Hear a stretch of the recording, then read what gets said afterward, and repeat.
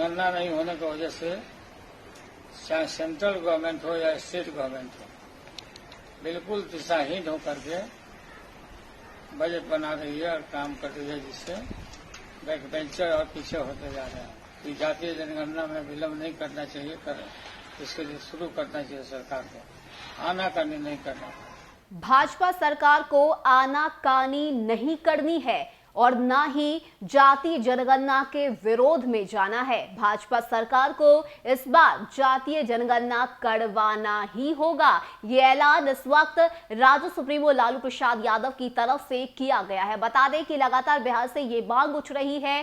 खुद सीएम नीतीश कुमार चाहते हैं कि इस बार जातीय जनगणना करवाया जाए। ऐसे में विपक्ष भी सीएम नीतीश कुमार के साथ आ चुकी है और एक साथ होकर, एकजुट होकर ये मांग की जा रही है कि इस बार देश में, बिहार में जातीय जनगणना करवाया जाए। ऐसे में राज्य सुप्रीमो लालू प्रसाद यादव ने एक बार फिर से ऐलान करते हुए कहा है कि ये सरकार चोर दरवाजे की सरकार है। ये सरकार नहीं चाहती कि पिछड़े वर्ग के लोगों का विकास हो, क्योंकि पहले की तुलना में अब पिछड़े वर्ग के लोगों की, गरीब तबके के लोगों की संख्या बढ़ी है और ऐसे में ये बेहद जरूरी है कि देश में जातीय जनगणना हो। क्या कुछ कहना है राज्य सुप्रीमो लालू प्रसाद यादव का, किस तरह से एक बार फिर से उन्होंने भाजपा सरकार पर अपना गुस्सा दिखाया है, आप पहले उनकी पूरी बातों को सुनिए। मुझे यह जान के बहुत प्रसन्नता हुई है कि आप लोग कंसर्न है जातीय जनगणना को लेकर। जातीय जनगणना बहुत निहायत जरूरी है इस देश में, और जनगणना नहीं होने की वजह से चाहे सेंट्रल गवर्नमेंट हो या स्टेट गवर्नमेंट हो, बिल्कुल दिशाहीन होकर के बजट बना रही है और काम कर रही है, जिससे बैक बेंचर और पीछे होते जा रहे हैं। शोषक लोग आगे बढ़ रहे हैं कि जातीय जनगणना किसी जाति के खिलाफ नहीं है।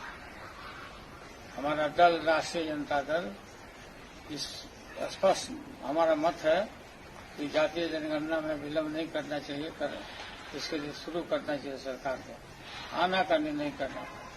जैसे मंडल कमीशन की लड़ाई हम लोग लड़े, उसी तरह से जातीय जनगणना को लागू करने के लिए हम लोग को संघर्ष करना पड़ेगा। और ये भाजपा की जो सरकार है, ये बिल्कुल विचलित कर रही है कि नहीं कराएं, कराना ही पड़ेगा इनको। इस देश में सभी जातियों की जनसंख्या बढ़ी है।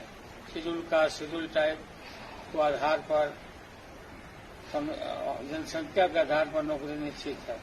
उनकी संख्या बढ़ी है, उनका नौकरी का कोटा बढ़ जाएगा। और ओबीसी जो पिछड़े वर्ग के लोग हैं, पिछड़े वर्ग के लोग हैं, उनके लिए जो बजट बनेगा सारे देश का, उनकी माली हालत को देख करके बनाना पड़ेगा।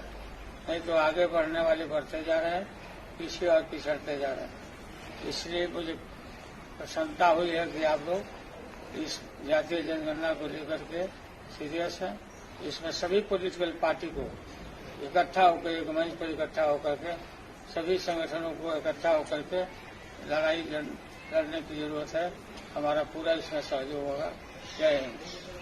तो लगातार ये मांग सीएम नीतीश कुमार की तरफ से भी उठाई जा रही है और विपक्ष की बात करें तो विपक्ष भी एकजुट होकर ये मांग मोदी सरकार से कर रहा है कि इस बार जातीय जनगणना होनी चाहिए। खासकर अगर हम नेता प्रतिपक्ष तेजस्वी यादव की बात करें तो कई बार उनकी तरफ से ये ऐलान किया गया कि पिछड़े और दबे कुचले लोगों के विकास के लिए ये बेहद जरूरी है कि हमें उनकी संख्या का मालूम हो, तभी जाकर हम विकास के काम कर सकते हैं। और यही वजह है कि एक बार फिर से जातीय जनगणना का मुद्दा खुद लालू प्रसाद यादव की तरफ से उठाया गया और उन्होंने बताया है कि भाजपा सरकार देश को विकसित ही नहीं करना चाहती और यही वजह है कि इस तरह से जातीय जनगणना न कराने का ऐलान उनकी तरफ से किया गया है। लेकिन लालू प्रसाद यादव ने अपने इस बयान में यह साफ कर दिया है कि जिस तरह से मंडल कमीशन के लिए उन्होंने विरोध प्रदर्शन किया था, ठीक उसी तरह से जातीय जनगणना के लिए भी ये मांग उनकी तरफ से की जाएगी, विरोध किया जाएगा सरकार के खिलाफ। और इस बार वो जातीय जनगणना